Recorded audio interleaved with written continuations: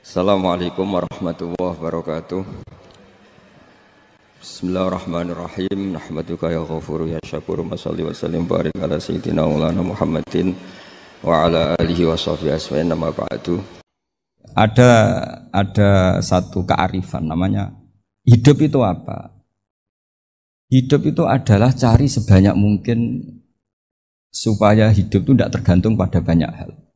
Jika misalnya cara berpikir orang-orang modern itu sebenarnya banyak orang-orang ilmuwan yang nggak ngagumi Amerika, bukan karena angkuh ndak.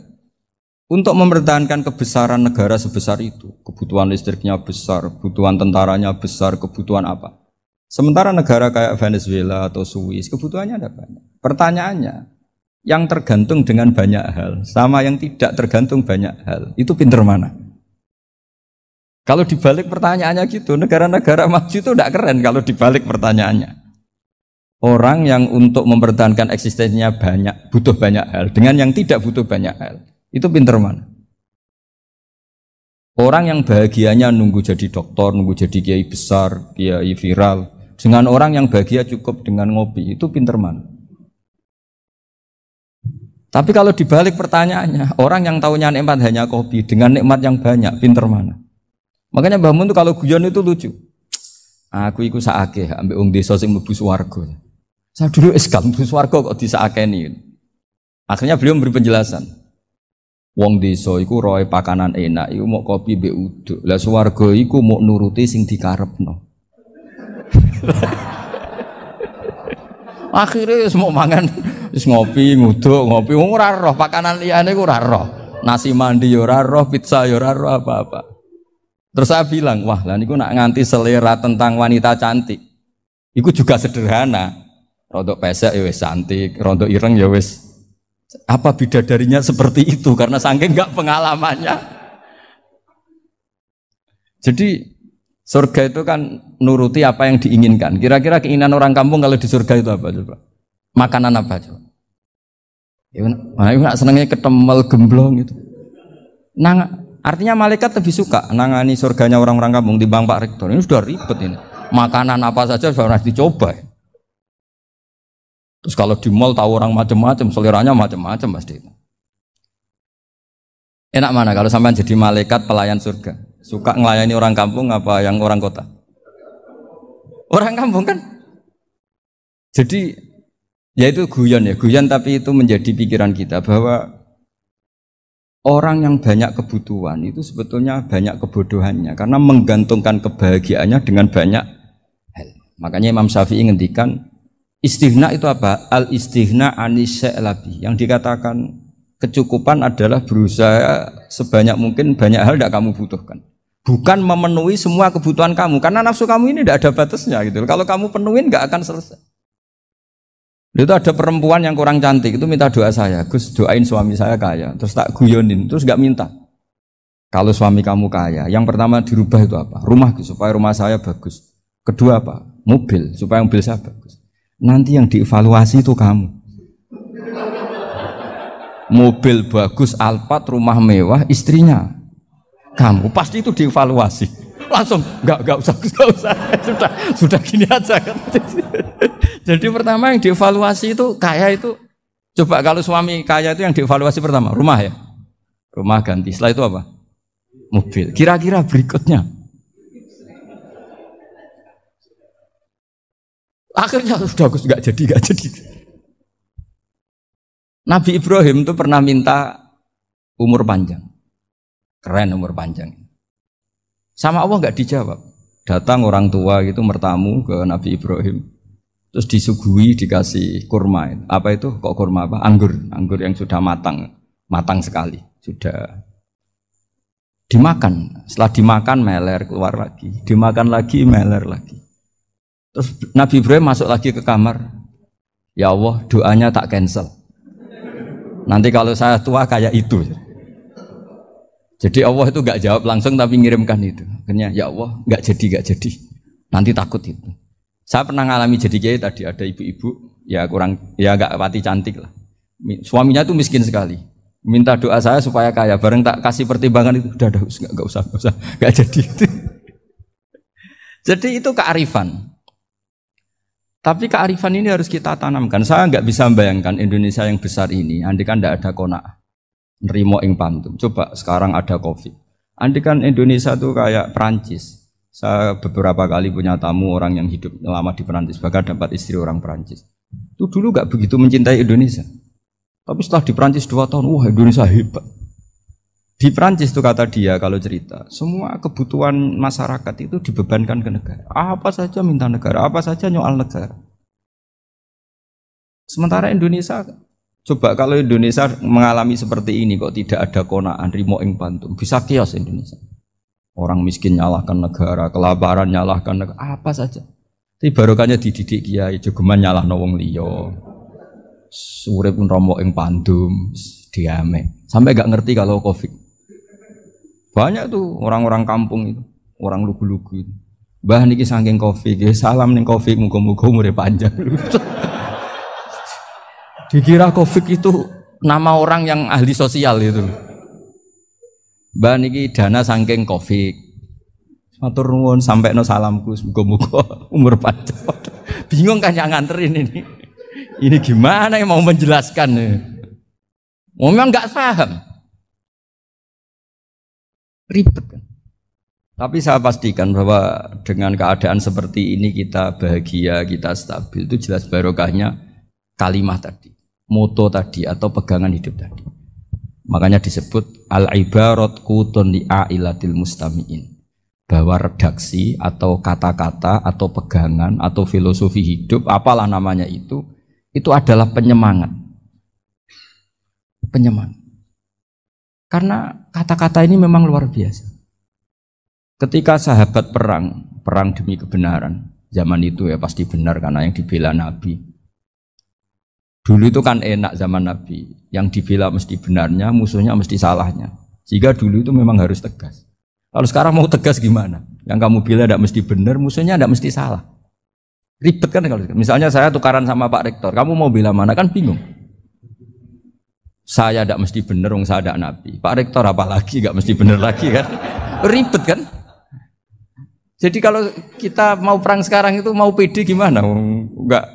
Makanya banyak ulama sekarang tuh mau tegas tuh enggak berani karena ya banyak hal yang abu-abu lah wilayahnya. Misalnya pilihan presiden, atau pilihan bupati, pilihan menteri. Kamu mati-matian bela itu, yang kamu bela tidak mesti benar, musuh kamu tidak mesti salah.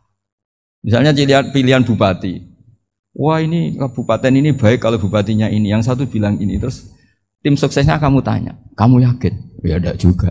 Lah kenapa semangat? Kan saya botohnya, paling alasannya ya itu aja, bukan yang lain. Beda dengan zaman Nabi, nabinya mesti benar, Abu Jahalnya mesti salah, kan enak aturan mainnya jelas. Singkat cerita dalam perang itu banyak sahabat yang alami luka, ngalami apa gitu. Kemudian curhat ke Nabi, ya Nabi gara-gara derekkan jenengan, ngikuti jenengan saya harus ngalami seperti ini. Ngiranya orang itu diapresiasi sama Allah keluarnya. Ternyata sama Allah gak diapresiasi. Malah diturunkan ayat intakunu ta'lamuna fa innahum ya'lamuna kama ta'lamun wa tarjuna minallah malah yarjun. Kalau kamu sakit karena perang, orang-orang kafir itu ya sakit. Itu saja berani padahal demi kekafiran. Wa tarjuna minallah ma la yarjun, padahal kamu punya nilai lebih yaitu berharap kepada Allah yang mereka tidak punya. Saya jadi kiai itu ya kadang mangkel. Karena yang benci ya benci, yang seneng itu ngel-ngel loh kayak Pak Bejo. Jadi semuanya ribet. Nah iya, yang benci ya ganggu, yang seneng ya ganggu, tambah nemen. Seribet. Tapi kalau sudah ingat bandar narkoba, mereka berhadapan dengan polisi, kadang ditembak karena kesalahannya terlalu fatal. Antar persaingan mereka juga bisa tembak-tembakan karena merebut pasar narkoba. Itu saja mereka berani. Kok kita yang jadi kiai kadang dicium tangannya, dihormati gak berani, hanya takut musibah-musibah kecil lah, atau problem-problem kecil. Lah iya, kalau kita bandingannya gitu. Kalau kamu mau tahajud kedinginan, itu masih nanti dihisab Allah itu gitu. Maling ayam itu keluar malam-malam, hanya dapat ayam. Itu gak takut dingin. Ya gak takut digebuki masa. Kamu mau tahajud saja takut dingin. Makanya nanti hisabnya orang soleh itu nanti dijajarkan orang dolim. Terus diperbandingkan. Wah itu habis kamu kalau itu. Jadi misalnya Unisula mau rapat, tapi ini malam, kalau malam dingin nanti sama masuk angin. Wah anak-anak pang di perapatan aja berani kamu. Kalau sudah perbandingannya gitu tuh ribet kita nanti. Makanya itu kalimat itu moto atau filosofi hidup. Sehingga diulang lagi nasihat itu. Iyam saskum korhun fakodu masal koma korhum mislu. Kalau kamu kena luka, orang-orang yang nggak benar juga akan kena luka. Itu aja berani demi ketidakbenaran. Masa kamu demi kebenaran enggak berani? Akhirnya orang itu, ya itu kalimat, itu heroik. Makanya kita ini penting ya, makanya tadi himne Unisula dimulai kalimat thayyibah. Karena kalimat ini yang menjaga kita kalimat ini. Misalnya tentang Tuhan. Kenapa orang Islam imannya kokoh seperti ini, termasuk yang sudah hidup di Amerika, di Australia, di mana-mana. Itu ya barokahnya ajaran atau barokahnya kalimah. Saya sebut kalimah saya pakai bahasa santri. Karena la ilaha illallah itu dalam tradisi santri disebut kalimatu haqqin alaiha nahya wa alaiha namut wa alaiha nub'ats. Ada yang riwayat wa biha nub'ats insyaallah taala minal aminin. Kenapa mereka di mana-mana meskipun sekolah di Amerika, di Australia, bahkan di Uni Soviet tetap mukmin? Itu barokahnya ajaran yang benar. Allah itu siapa? Tuhan. Tuhan itu sifat dasarnya apa? Awal. Dia harus wujud awal sebelum makhluk yang lain. Sehingga ketika ada negara yang maju, yang tertib, manajemennya tertib, masyarakatnya makmur, tapi punya Tuhan yang tidak seperti itu, tidak awal, itu sudah gak nyaman. Karena ndaklah keren Tuhan saya, karena Tuhan saya itu al-awwal, zat yang pertama. Tuhan saya keren lah, zat yang gak mati. Tuhan yang gak mati, yang gak pernah mengalami kematian. Sehingga tontonan atau yang dilihat kenikmatan-kenikmatan yang lain ini tidak mengubah dia pendirian tentang Tuhan. Karena mantapnya satu kalimat tadi bahwa Tuhan itu ya harus satu, harus awal, harus tidak mati, tidak rusak, tidak mengalami apa-apa yang membahayakan. Sehingga ketika ditawarin Tuhan yang lain meskipun menjanjikan secara finansial atau kemakmuran, mereka gak tertarik. Itu coba, itu barokahnya makmur apa barokahnya ajaran? Barokahnya ajaran. Sering negara Islam itu kalah makmur dengan mereka, tapi barokahnya ajaran ini tetap apa? Tetap Islam. Makanya Nabi Ibrahim, Nabi yang sukses bikin wa ja'alaha kalimatam baqiyatan fi. Di antara tugas suci Nabi Ibrahim dan semua Nabi adalah wa ja'alaha kalimatam baqiyatan fi aqibi. Nabi Ibrahim itu Nabi yang diberi gelar Allah. Dia adalah Nabi yang menjadikan kalimat tauhid itu kalimat yang abadi. Fi akibih, di anak turunnya, di semua generasinya, baik anak turun karena gen maupun karena pembinaan, karena pendidikan. Ini penting sekali saya utarakan karena apa? Satu kehidupan itu sebenarnya digerakkan oleh kata-kata, oleh moto kalau orang bahasa modern. Sehingga banyak ulama mengatakan al-ibarat kutun li'ailatil mustami'in, bahwa redaksi atau moto atau pegangan hidup itu penggerak kehidupan. Sehingga sebetulnya manusia itu digerakkan oleh kalimah-kalimah itu, oleh moto-moto itu, oleh prinsip-prinsip hidup itu. Misalnya orang Palestina itu tiap hari ke pasar gitu. Mereka ke laut gitu. Ditanya, kenapa tidak takut tembak Israel? Jawabannya lucu. Kena tembak ya mati, enggak makan ya mati. Enggak kerja ya mati. Ya sudah sama-sama mati ya mendingan aktivitas normal. Tapi saya tidak menyarankan itu untuk melawan COVID. Ini cerita saja nanti. Kamu jangan provokator itu, karena ini wilayah sensitif. Jadi banyak orang yang poligami. Kalau ditanya alasannya gitu, istri satu ya cerewet, dua ya cerewet, mendingan 4. Ya banyak ya gitu. Tapi ada yang kebalikan, istri satu cerewet saja hampir jantungan, apalagi 4, tinggal matinya kan gitu. Itu semua yang menggerakkan itu kalimat. Kalimat itu satu pegangan. Banyak orang loh yang nggak ingin jadi rektor tuh banyak loh Pak Bejo. Jangan kira semua dosen ingin jadi rektor. Melihat rektor sibuk rapat mempertahankan reputasi Unisula terus sering pegang kepala. Ngapain repot-repot? Jadi tukang sapu aja dapat gaji, ngopi, rokokan selesai. Bodoh amat jadi rektor, mikir orang banyak. Banyak loh orang yang nggak ingin jadi presiden tuh banyak. Karena ngopi nyaman, gak ada yang ganggu. Mau tidur sampai jam 9 siang juga gak ada yang ganggu. Sehingga mereka melihat pegawai negeri itu gak keren, orang kok diatur jam, disiplin. Itu memang cara Allah membagi rahmat. Mau kamu apakan coba? Cara syukurnya dia seperti itu.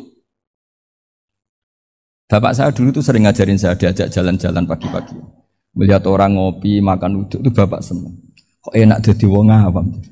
Ngene esuk-esuk nyemak bocah kesel kabeh kono enak ngopi rokokan. Bapak kadang iri sama orang awam itu iri. Sudah gitu berharap masuk surga kan enak sudah gitu. Tahu-tahu mati, tidak tahu ke surga apa ke neraka ya tidak tahu. Jadi nah, orang dulu itu orang yang bisa mensederhanakan dunia. Sehingga ya sudah cara bahagia. Makanya saya alhamdulillah saya ini kerjasama sama UII sama beberapa kampus. Memang amdan itu sengaja. Kampus itu ya punya sistem yang nggak bisa mewakili sistem kiai. Kiai juga punya sistem yang nggak terwakili oleh kampus, juga sebaliknya saling melengkapi. Saya sering ketemu rektor UII, rektor kampus-kampus Islam. Mereka cerita, Gus pendidikan pondok harusnya dimodernkan gini-gini. Saya bilang, kalau pondok modern kayak kampus itu nanti saya ketemu Allah nggak bisa jawab. Kenapa Gus? Saya beri contoh gini. Kalau misalnya perempuan perawan lah atau apa saja, pokoknya perempuan mau tanya tentang menstruasi atau haid. Kalau semuanya sistem kampus, dia harus kuliah dulu. Registrasi dulu, kuliah dulu, bayar dulu. Dan dapat jawabannya nunggu mata kuliah pas itu. Bandingkan kalau sistem pondok, saya tuh sering ke pasar sama anak saya dicegat sama ibu-ibu. Gus, anak saya ngalami gini-gini, keluar darah terus menerus, nggak 6 hari tapi 1 bulan penuh. Itu hukumnya apa Gus ya? Nanti saya mau sowan ke jenengan. Nggak usah sowan di sini aja. Ya sudah, sebelum mengeluarkan darah yang rutin seperti itu biasanya haidnya berapa hari? 6 hari ya sudah ikut yang 6 hari, yang lainnya istikhadah. Ngoten tok Gus, ya udah ya. Begitu terus di masalah udhiyah. Ya coba kalau semuanya pakai sistem kampus, daftar dulu, bayar dulu. Jadi ini nggak ada jawabannya, nunggu mata kuliah itu. Baru dapat jawaban, itu biasa nggak sholat bertahun-tahun karena belum ada jawaban tentang itu. Nah itu kalau misalnya orang mati, tahunya cara memulasara jenazah itu nunggu kuliah dulu, pas mata pelajaran itu dulu, baru menangani orang mati. Berarti orang mati itu tergeledak semua. Tapi kalau kiai kan enggak. Kesini orang mati terbakar, kalau dimandiin malah badannya copot-copot, itu gimana hukumnya? Ini ada orang mati Gus Kendat, ini disolati apa enggak? Ada orang mati oplosan itu disolati enggak? So sering ditanya gitu. Gak usah registrasi Pak Rektor, gak usah registrasi, gak usah daftar, gak usah seminar. Makanya kalau orang kampus wani kiai itu ya kualat tenan gitu, karena ini yang on time. Tapi pondok seperti saya ya ikrar seikrar-ikrarnya pentingnya kampus karena melatih efisiensi waktu, disiplin, tata kelola manajemen sehingga kita ya hormat. Tapi tadi kita harus saling melengkapi sehingga saya tunjukkan ke publik bahwa saya hormat sekali sama polisi, sama tentara. Coba kita bisa apa ngadepi bandar narkoba kalau enggak polisi? Bisa apa coba menjaga NKRI kalau enggak tentara? Begitu juga ya sudahlah kita memang fa inna yadallahi ma'al jamaah, kita berkah itu kalau bersama-sama. Enggak bisa kita sendiri. Nah lalu orang kayak saya itu ya beberapa kali sebetulnya saya itu ditawanin jadi doktor honoris causa apa. Kekhawatiran saya satu Pak Bejo. Takut pas gak punya uang, itu dokter gak di duit kan gak pantas gitu. Jadi repot gitu, daripada beban lah sudah lah, gak usah dokter. Jadi kalau gak punya uang ya pantas, terus kalau ngebis ya pantas. Suatu saat kalau mati gak ada yang hadir ya pantas, enggak dokter gitu. Kalau sudah dokter kok masuk neraka, kayaknya apalagi rektor kampus Islam kok masuk neraka itu kan kok kayak gak pas itu. Misalnya rektor Unisiola ditanya mungkar nakir, nggak bisa kan kayak gimana gitu. Makanya harus sering ngaji saya supaya nggak malu di depan mungkar nakir. Masa rektor ditanya mungkar nakir nggak bisa. Harus berani bentak. Ini saya rektor loh Pak mungkar nakir. Masa. Kalau wali-wali dulu berani. Masyhur di cerita wali-wali ditanya marabbuka manabuka. Saya ini guru tauhid. Kok kamu tanya marabbuka manabuka yang ngelotok? Kamu tidak pernah ngaji, enak aja tanya. Jadi wali-wali itu ya rileks ngadepi mungkin. Saya akan rileks wali di Bang Pak Rektor. Saya yakin itu. Karena wali itu lebih dekat. Tapi ini kesalahan yang tidak maksiat. Insya Allah dimaafkan Allah Subhanahu Wa Taala ini karena kesalahan itu ada dua. Ada kesalahan yang maksiat, ada kesalahan yang tidak maksiat. Saya punya komitmen terhadap agama ini. Baik tadi yang dikatakan Pak Rektor, ada unsur ulama, ada unsur habaib, ada unsur pengusaha, ada unsur birokrat. Di antara kenangan-kenangan saya dari Syekhina guru kita bersama Kiai Haji Maimun Zubair, beliau itu sering dawuh, sering ngendikan, dan itu saya sampaikan juga ketika 7 hari wafatnya Agus Robah, cucu Mbah Maimun, putra Agus Subah. Di antara yang beliau katakan itu adalah sok hak agama itu sing gawe pegawai negeri. Itu berkali-kali beliau ngendikan gitu. Ya saya agak bantah. Lah kalau santri, Bah, ya santri karuan mesti gawe agama, tapi sok ben sing gawe pegawai negeri. Setelah saya jadi kiai dan penelitian, saya itu berkali-kali didatangi dokter, tentara, juga polisi. Mereka sering bilang gini, Gus saya ini dokter negeri. Saya ke NTT, ke Papua, karena saya muslim, berkebutuhan Islam, maka dibikinkan musola, dibikinkan masjid. Kalau kiai tidak bisa, bikin sendiri urunan mau narik siapa. Mau narik tarikan di jalan yang mau nyumbang siapa. Tapi kalau kebutuhan negara, karena tugas negara, ya difasilitasi negara dan tidak dianggap misionaris karena negara. Begitu juga di beberapa negara yang non-muslim kayak di Argentina, di Venezuela, itu ada masjid, ada kajian Islam ya karena duta besar. Dan itu aparat negara. Disinilah kearifan para ulama berkoalisi dengan umarok dengan makna yang positif bahwa agama ini harus ditopang umarok, sistem negara.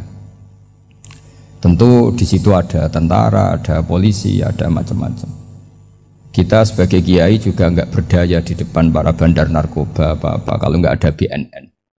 Kita mau apa dengan korupsi kalau enggak ada KPK. Sehingga kearifan para guru-guru kita, mulai Mbah Maimun, bapak saya sendiri, NU, Muhammadiyah, semua ormas-ormas Islam itu pasti maulah kerjasama. Karena kita siapa kalau enggak kerjasama. Dan di antara pesan Rasulullah SAW adalah yaduwahi ma'al jamaah. Jadi apa ya, kebersamaan itu sudah berkah. Fa inna yadallahi ma'al jamaah. Jadi berkah. Lalu kenapa saya kalau ngaji bawa kitab? Ini agak sebetulnya itu lazim. Lazim itu suatu yang harus. Tapi karena kelamaan mubaligh itu tidak pakai kitab. Seakan-akan bawa kitab itu yang aneh. Sebenarnya aneh mereka. Karena begini logika simpelnya ya. Umat Nabi ini berhak dapat apa coba? Berhak dapat warisan yang paling luhur, paling hebat, paling jernih. Apa itu Quran dan hadis? Pertanyaannya, siapa yang paling punya hak otoritatif untuk menerangkan Quran hadis? Ulama. Ulama yang mana? Ya yang kapabel, yang sudah diakui dunia kayak Imam Ghazali, Imam Bukhari, Imam Syafi'i. Artinya kalau kita tidak pakai materi itu ulama mendapat pikiran kita, bukan mendapat pikiran mereka. Saya ulang lagi, kalau kita tidak pakai materi yang otentik, yang orisinil, umat ini mendapat pikiran kita, bukan pikiran mereka. Maka saya berusaha supaya teman-teman atau semua umat Islam dapat pikiran-pikirannya Imam Ghazali, pikiran-pikiran Imam Bukhari, pikiran-pikiran Abdul Qasim Al-Junaidi, kejernian-kejernian Abu Yazid Al-Bustami. Kejernian itu diantaranya adalah misalnya makalah yang menurut saya itu makalah yang super. Jadi untuk ngadepi krisis karena COVID atau karena apalah. Itu lama dulu sederhana sekali. Beliau-beliau punya rumus yang mungkin jarang didengungkan orang, tapi saya akan kampanye rumus ini. Al-istighna, haqiqatul istighna, itu adalah al-istighna anis syai' labihi. Jadi pemenuhan kebutuhan yang sebenarnya adalah kita berusaha menghindari sebanyak mungkin kebutuhan yang sekunder, yang enggak penting. Bukan memenuhi semua yang kita inginkan. Jadi misalnya begini ya, kalau kita lapar, itu keinginan kita itu makan enak apa asal makan? Tentu jawabannya asal makan yang sehat. Tapi kalau nuruti nafsu kita, makannya yang enak, teman makan ya enak. Terus di warung yang favorit. Ini kan satu kebodohan. Kenapa untuk makan saja butuh definisi sekian banyak? Yang kita harus kecewa, warung favoritnya bisa sudah tutup. Atau kita ke sana harus macet. Ribet. yang benar-benar arif dan bijaksana itu adalah al-istighna anisya. Sesuatu yang tidak mendesak itu jangan jadikan kebutuhan. Sehingga kalau kita puasa misalnya, semua makanan itu enak karena kita sangat lapar. Sehingga Abul Qasim Al-Junaidi ketika ditanya, ma'idamu to'am, lauk makanan itu apa? Jawabannya lucu, alju, lapar. Kalau kamu lapar ya semuanya enak. Ini sudah mulai hilang. Kita bilang makan enak itu ya sate, ya gulai, ya pizza yang kita senang.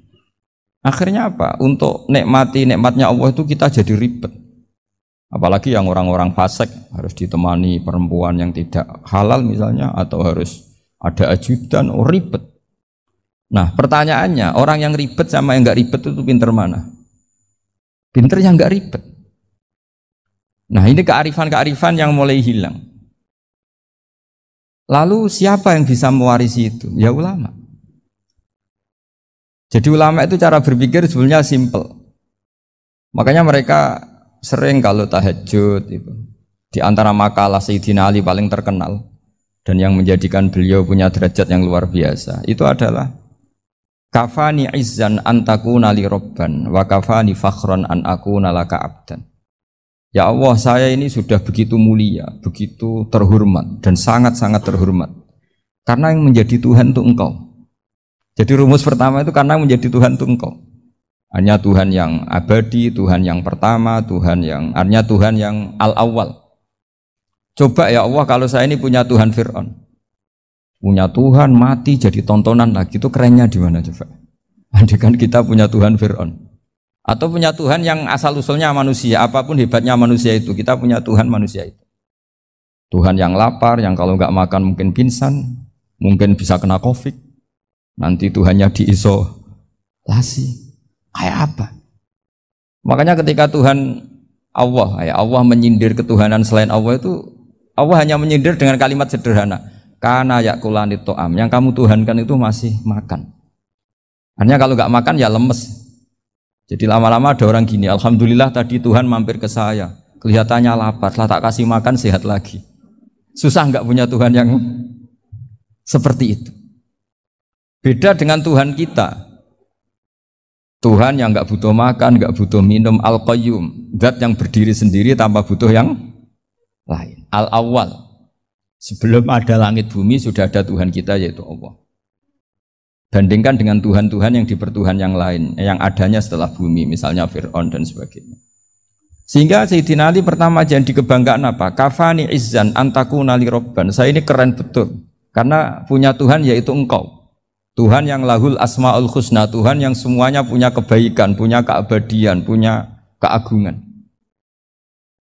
Terus wa kafani fakhron an akuna laka abdan, dan saya bangga sekali karena saya menjadi hambamu. Kalau saya jadi hambanya Pak Rektor ribet kan, sudah tak hormati ternyata nanti tidak rektor, ya kan ribet kan. Terus pokoknya ribet, jadi budaknya manusia itu ribet. Makanya ada seorang wali datang ke temannya yang jadi presiden atau jadi raja. Datang ke situ karena tidak punya uang, mau minta uang karena temannya raja. Setelah sampai sana ternyata temannya ini karena orang soleh pas berdoa, ya Allah saya minta ini, minta ini, minta ini. Terus si wali tadi pulang. Kenapa kamu pulang? Ternyata dia sama, masih minta-minta kayak saya. Jadi sederhana dia. Sama-sama minta kamu, minta zat yang kamu mintain katanya.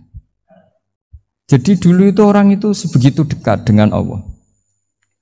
Sehingga si raja ini terus ketemu wali tadi tanya, kenapa kamu menyepelekan saya padahal sekarang saya raja? Terus ditanya sama wali tadi, karena temannya, kalau kamu di padang pasir tidak bisa minum dan harus minum 1 gelas, dengan ongkos kamu harus mengasihkan semua kerajaan kamu demi minuman itu. Pilih mana, minuman apa tetap jadi raja? Ya saya milih bisa minum. Saya tidak raja tetap hidup, tapi kalau nggak minum mati. Bagaimana Anda bangga dengan satu kerajaan sing la yusawi kak samain, yang tidak sama dengan segelas air. Jadi artinya terus mereka melihat jadi raja itu ya biasa, jadi presiden biasa, jadi rektor biasa. Karena mereka biasa berlogika, hakikatul izzah itu ya taqarrub ila Allah, yang benar-benar terhormat itu ya dekat dengan Allah. Begitu seterusnya mereka bikin paradok-paradok yang aneh, tapi itu menjadi pelajaran. Bapak saya Ki Nur Salim itu senang baca anekdot Nasiruddin Koja. Itu kalau bikin orang-orang aneh, itu dia datang ke satu pesta, pakai baju lusuh, pakai sarung lusuh atau celana lusuh, sama Sohibul Bait yang punya acara dibiarin. Setelah dibiarin dia pulang pakai jas, pakai dasi, pokoknya keren. Dihormatin, pakai alpat, pokoknya dihormatin. Silakan. Pas dia disuruh minum, minumannya itu disokkan saja ke sakunya. Jas, kamu harus minum yang banyak, karena kamu yang dihormati, bukan saya. Terus makanan semuanya diletakkan di saku, ada yang apa? Ayo kamu makan yang banyak. Alpatnya juga gitu, dikasih sate apa? Ayo kamu makan yang banyak. Mereka tidak melihat saya, melihat kamu. Akhirnya orang satu pesta itu istighfar semua, berarti kita ini salah. Terus dia pidato, kenapa kamu uang gitu? Tadi saya datang, orangnya sama. Gara-gara beda pakaian, penghormatannya beda. Berarti yang berhak dapat makanan ini jasa ya, bukan saya. Betapa naifnya kita sebagai orang. Ternyata kita masih hormat sesuatu yang seperti itu, yang atribut lah. Jadi orang-orang sufi itu orang yang bisa menertawakan dunia. Akhirnya ya, pertama dia dianggap orang gila, masa jas dikasih makan, dikasih minum. Tapi secara fikih dia benar, haram dia makan. Karena pas dia datang dibiarin, setelah pakai jas dikasih makan. Berarti hakikat yang dapat rezeki siapa? Jasnya apa orangnya? Jasnya apa orangnya?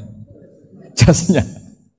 Jadi itu orang-orang sufi, kearifan orang-orang dulu itu bisa ngelola hal-hal yang keseharian menjadi luar biasa. Ada seorang wali melihat istrinya makan satu piring, anaknya makan satu piring. Ditanya, kalian kenyang? Wah, kenyang sekali. Melihat anaknya minum kopi satu cingkir, senang. Kalian senang sekali. Wah, kalau senang dengan hal-hal yang murah bisa, ngapain harus senang dengan hal-hal yang mewah? Bodoh sekali saya. Sehingga terus mereka bisa qanaah. Qanaah itu ya hidup itu simpel, sederhana. Sehingga kita ini bekti sama orang tua misalnya. Itu ya karena ajaran. Suwargamu itu karek wong tuamu. Nak wong tuamu ridho, Allah ridho. Nak ora ridho, Allah ora ridho. Ridho wa fi ridhol walidain wa sakhatu wa sukhtu wa fi sakhatil. Sehingga ketika ada orang tua yang agak brengsek gitu, anak-anak tetap hormat. Punya orang tua yang miskin, yang sudah miskin, tukang tombok nomor, banyak kan di kampung gitu. Ya tetap hormat. Coba kalau dari awal kita ngajari orang tua kamu hormati ya, kalau baik, kalau tidak usah. Bisa geger Indonesia. Tapi barokahnya ajaran-ajaran itu Indonesia tertib karena ada ajaran. Nah ini di sini pesantren dan Unisula semua harus berkontribusi membuat ajaran yang benar itu adalah ciri utama Islam. Sehingga Islam ini dimulai dengan ajaran kalimatul haqqin alaiha nahya wa alaiha namut. Sehingga kita tenang seperti ini. Saya ini termasuk kiai yang tenang. Meskipun kata orang banyak saya ini kiai besar, tapi termasuk kiai yang paling tenang. Termasuk yang paling tenang. Karena saya ini pakai mazhab orang-orang hebat. Saya berkali-kali cerita, orang kayak Imam Syafi'i itu orang yang luar biasa. Saya berkali-kali cerita. Orang yang tadi nyium tangan kamu ya Imam Syafi'i, di belakang tuh ngerasani kamu, menghujat kamu. Jawabannya enak saja. Berarti saya alhamdulillah orang yang wibawa. Buktinya di depan saya nggak berani. Jadi enteng saja. Diceritain sebagian kampung, sebagian separuh dari warga kamu itu nggak suka kamu. Ya bagus lah nggak suka saya, nggak akan utang duit saya. Di mana-mana orang utang itu karena teman dekat. Kalau nggak seneng pasti minimal nggak utang, nggak pinjam mobil, nggak pinjam. Berkah mana yang seneng sama yang gede? Jadi dianggap enteng saja. Semua yang dialamin dianggap enteng saja. Misalnya punya istri pemarah, ya baguslah marahin suami. Kalau marahin tonggo malah ribet. Jadi kamu harus terima kasih kalau dimarahin istri. Baguslah marahin saya mah, kalau marahin tonggo ribet. Jadi enteng saja. Tapi kita sekarang tuh karena nafsu ya, sehingga menghadapi hidup ini ribet. Ulama dulu kalau mau mati itu senengnya bukan main. Sudah lama saya ini ingin gak maksiat. Kayaknya gak maksiat paling efektif itu mati. Ya tidak apa-apa Gusti, kalau sebaiknya mati ya mati aja. Enteng saja. Jadi melihat kematian itu akhir dari segala keburukan atau potensi keburukan. Apapun baik kita sekarang, suatu saat mungkin kita gak baik. Yang bisa menghentikan ketidakbaikan atau potensi ketidakbaikan itu apa coba? Mati kan? Berarti mati itu mengerikan apa menyenangkan? Mesti kamu tidak berani menjawab. Meskipun secara ilmu kamu berani, tapi secara rasa agak berani kan? Saya ulang lagi ya, yang bisa menghentikan keburukan atau potensi keburukan itu apa coba? Apa? Kematian. Berarti kematian itu menyenangkan atau menyusahkan? Apapun kamu tidak berani jawab karena kamu agak-agak duniawi itu kelihatannya. Tapi secara ilmu, kamu tahu kan kalau mati itu tidak buruk-buruk banget. Karena apa? Itu akhir dari segala keburukan. Sehingga Nabi ngajarkan kalimat itu begitu luar biasa. Allahumma ahyini makanatil hayatu khairan li wa tawaffani makanatil wafatu khairan li. Nabi melihat dunia itu begitu indah. Ya Allah, kalau saya ini hidup, anggap saja hidup ini ziyadatan li fi kulli khairin, menjadi modal saya menambah segala kebaikan. Jika suatu saat saya mati, anggap mawon rohatan li min kulli syarrin, itu akhir dari segala keburukan saya. Sehingga mati hidup ya baik karena di situ kita bisa berkontribusi beramal soleh. Mati juga baik karena mengakhiri segala keburukan. Nabi nate ngendikan lagi, ajaban li amril mu'mini inna amrahu kullahu khair. Orang mukmin itu mengagumkan, semuanya baik. In asobathu na'ma syakara fakana khairan lah. Kalau baru dapat nikmat, dia syukur, maka itu baik. Wa in asobatu dharra sabara, kalau dapat masalah mereka sabar, itu juga baik. Sehingga orang mukmin dua sisinya pasti baik. Itu juga kalimat, maksudnya moto atau pegangan hidup. Nah berikut ini saya beri contoh, ini kenangan saya, ini contoh terakhir. Masalah jadi orang terkenal maupun tidak. Di sini dicontohkan Imam Ghazali di halaman 367 di kitab saya 367, juznya 3 di kitab Ihya Ulumuddin. Di sini beliau cerita betapa untuk menjaga ikhlas sebaiknya orang itu tidak terkenal, tidak syuhrah, tidak terkenal. Oke, itu kita sepakat ya, karena kalau terkenal mungkin orang dipaksa publik dengan tanda kutip untuk selalu berbuat baik, tapi karena jaim lah, jaga image atau apa. Tapi ketika dibalik pertanyaannya, kamu rela yang terkenal itu orang nggak benar, sementara yang orang benar itu nggak terkenal. Lalu masyarakat taunya yang tidak benar. Kalau pertanyaannya dibalik gitu, orang baik wajib terkenal enggak? Kalau pertanyaannya dibalik seperti itu, dokter yang benar tidak terkenal, yang malpraktek terkenal. Kamu ingin kondisi seperti itu? Gak ingin kan? Kampus yang bagus gak terkenal, kampus yang bagus gak terkenal, yang gak bagus. Nah, artinya apa? Gara-gara olah kata, olah pikiran, ini logika jadi rubah. Lagi-lagi apa? Jawaban itu ada di kata-kata sebetulnya. Makanya bab-bab seperti ini tidak usahlah kita berdebat, berpolemik. Sebaiknya orang itu humul, menutup diri, apa sebaiknya orang terkenal, itu nggak perlu seperti itu. Sudah terserah Tuhan saja. Makanya saya mulai dulu ngaji sampai sekarang itu ya tidak punya punya ikon tertentu atau punya website tertentu, enggak. Sudah terserah pangeran. Saya juga tidak sok suci materialistik atau enggak, ya tidak mikir saya. Bukan apa-apa ya, karena saya ini kiai, jadi biasa urusannya sama Allah, tidak sama makhluk. Jadi pusing kalau sama sarah-sarahnya makhluk itu pusing. Meskipun rektor kalau nasihati saya pasti tidak saya terima, itu tetap makhluk, itu sudah ada ngefek kalau saya itu sudah ada itu. Bukan karena saya sombong, ya memang makhluk betul gitu, bukan. Cuma nasibnya bejo aja, tapi makhluk tetap makhluk. Saya beri contoh ya. Ini makalah yang ditulis Imam Ghazali. Ya, i'lam aslahaka Allah anna aslal jah wa intisarus sayyid atau sayyidi wal istihar. Wa huwa mazmum itu. Balil mahmudu al-khumulu illa man syaharahu wa ta'ala linasri dini min ghairi takallufi talabi syuhrati minhu. Jadi kalau kamu ingin ibadah kamu selamat, ya kamu jangan terkenal. Tapi resikonya adalah kalau kebaikan itu tidak terkenal, maka agak dikenali. Kalau agak dikenali berarti masyarakat hanya punya percontohan yang tidak baik, karena yang baik tidak terkenal. Jadi itulah ulama-ulama dulu. Jadi apa-apa itu dibanding-bandingkan. Kemudian nanti kelihatan, jawabannya itu kelihatan. Jadi ulama dulu itu biasa ngarang misalnya afatun nikah, sisi negatifnya nikah. harus ngrumat istri, harus macam-macam. Kalau terlantar itu ya dosa. Seperti tadi Pak Marsudi cerita, kalau orang ngapalkan Quran itu takut lupa. Kalau lupa itu jadi dosa. Pertanyaannya, kalau semua orang takut lupa, takut dosa, semua orang nggak hafal Quran karena potongan-potongan lupa. Cara berpikir tidak seperti itu. Kalau berpikir ya namanya hafalan ya inginnya hafal, kan nggak ingin lupa. Lah nanti kalau takdirnya lupa karena hal-hal yang dimaklumi oleh syariat itu nggak yang termasuk dosa. Yang dosa itu lupa takliwiri udhrin syar'iyyan, lupa yang tidak ada sebab yang apa? Syar'i. Tapi lupa bawaan EQ-nya tidak bagus, lupa bawaan sering dibentak. Oh itu nggak masalah karena bawaannya orang tertekan itu ya lupa. Coba kamu hafal Quran, terus punya kredit jatuh tempo, pas hari itu aku yakin nggak cerdas sudah. Itu bawaannya orang tertekan itu pasti lupa. Jadi ya saya teruskan ya. Jadi terus ada makalah yang sangat bagus sekali tentang itu. Saya baca ya. Wa yadullu ala dzalika anna Allah azza wa jalla amaral anbiya'a bi idharil amali lil iktida wa khassahum bi mansibin nubuwah. Wala yajuzu ayyudhanna bihim annahum khurrimu afdhalal amalen. Jadi orang yang terlalu mendewa-dewakan khumul itu menutup diri. Oke itu baik karena dengan khumul, dengan menutup diri Anda tidak riya, Anda tidak pamer.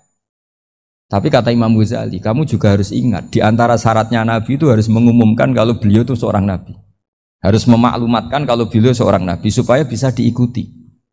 Caranya sholat harus diumumkan sehingga Nabi itu mengatakan harus jamaah. Karena dengan cara jamaah itu bisa shollu kama ra'aitumuni sholli. Coba kalau Nabi sholatnya nggak diperlihatkan, kamu harus sholat yang benar. Caranya gimana ya Rasulullah? Itu rahasia. Bingung nggak kira-kira? Bingung nggak?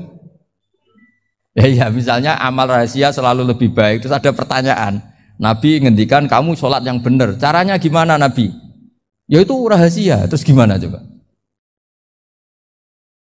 Tapi Nabi ngendikan apa? Shollu kama ra'aitumuni usolli. Ya sudah kamu sholat, niru saya sholat. Berarti Nabi sholatnya diperlihatkan apa disembunyikan?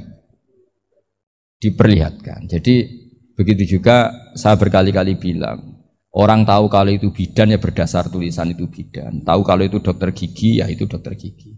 Jangan sampai gara-gara tidak ada tulisan mau beli alat bangunan di dokter gigi, mau periksa gigi di toko bangunan. Gara-gara apa? Nggak ada maklumat. Nah, di sini ulama-ulama selalu memaklumatkan dirinya. Termasuk Imam Ghazali ketika ngarang kitab dinamai Ihya Ulumuddin, bahwa kitab ini bisa menghidupkan ilmu-ilmu agama yang mulai hilang. Begitu seterusnya. Jadi ini ngaji ya. Jadi orang itu harus ngerti. Jadi jangan nuruti emosi sendiri atau logika sendiri. Bahwa saya suka humul, ya monggo. Agama Islam menyediakan sarana itu. Uzlah itu ya punya sisi kebaikannya sendiri.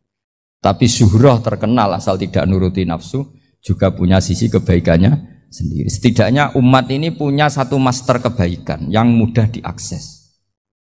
Tapi tadi saya ulang lagi, jangan karena hadzun nafsi, jangan karena kepentingan pribadi. Makanya di sini disebutkan wa yadullu ala dzalika ay ala syuhrah anna Allah taala amaral anbiya bi idharil amal lil iktida. Allah selalu memerintahkan para nabi kalau ngamal kebaikan ya harus dimunculkan supaya bisa ditiru. Yaitu tadi kita tidak bisa bayangkan kan kalau misalnya Nabi menyuruh kamu harus sholat yang benar, kemudian sholatnya Nabi sembunyi. Lalu ditanya, Nabi saya niru siapa? Wah itu rahasia, kamu nggak boleh lihat sholat saya takut tidak ikhlas. Ribet kan? Sehingga jamaah itu statusnya tetap harus. Nah bedanya harus ini ulama berpendapat harus yang apa? Fardu kifayah. Tapi fardu itu maknanya harus. Tapi bukan berarti kalau nggak jamaah sholatnya nggak sah, nggak. Tapi statusnya jamaah tetap apa? Harus. Nah barokahnya harus ini orang yang baru sholatnya langsung benar karena ada yang diikutin. Coba kalau mantan dukun baru sholat terus sholat sendiri, itu mesti mirip mantra. Karena dia tidak ada master percontohannya. Tapi barokahnya ada master, orang paling bodoh pun kalau sholat ya benar, karena standar ada komandonya, ada imamnya. Sehingga Imam Ahmad malah berpikir keras, syarat sahnya sholat itu harus jamaah. Cara pikirannya Imam Ahmad keras sekali beliau. Jika kalau orang sholat sendiri kok ada orang lain yang maunya berjamaah harus bayar, orang itu harus bayar demi sahnya sholat. Itu madzhabnya Imam Ahmad. Tapi kalau madzhab Syafi'i hanya mengatakan itu fardu kifayah, yang kalau satu komunitas gak mau melakukan semuanya apa? Ya jadi ini sebelum sesi ringan tanya jawab, hanya 2 saja tanyanya, nggak boleh banyak-banyak, nanti nggak pulang-pulang saya. Jadi tak baca lagi biar dapat berkahnya Imam Ghazali. Wa qala qaumun asirru afdalu minal alaniyati. Terus kata sebagian ulama al-alaniyah itu afdal minas sirri. Terus diperbandingkan baik yang mana amal dipertontonkan sama anda. Terus kata Imam Ghazali, kalau orang itu bisa jaga tidak riya, maka sebaiknya dipertontonkan karena kebaikan harus yang muncul, bukan yang tidak baik yang muncul.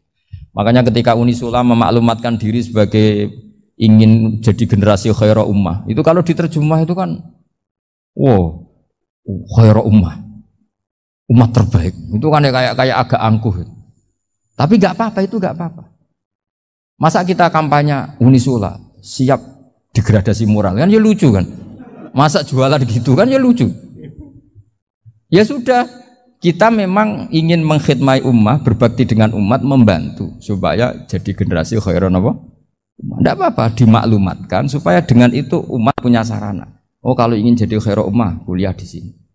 Jangan lalu enggak gitu. Ya sama kita dokter, maklumatkan saja dokter gigi, dokter kandungan, dokter bedah. Sehingga orang kalau mau bedah ya jangan ke dokter kandungan. Jadi barokahnya maklumat ya. Jadi saya mohon sekali ini, saya sendiri sebetulnya orang yang enggak siap terkenal sebetulnya, tapi ya sudah terserah Allah saja.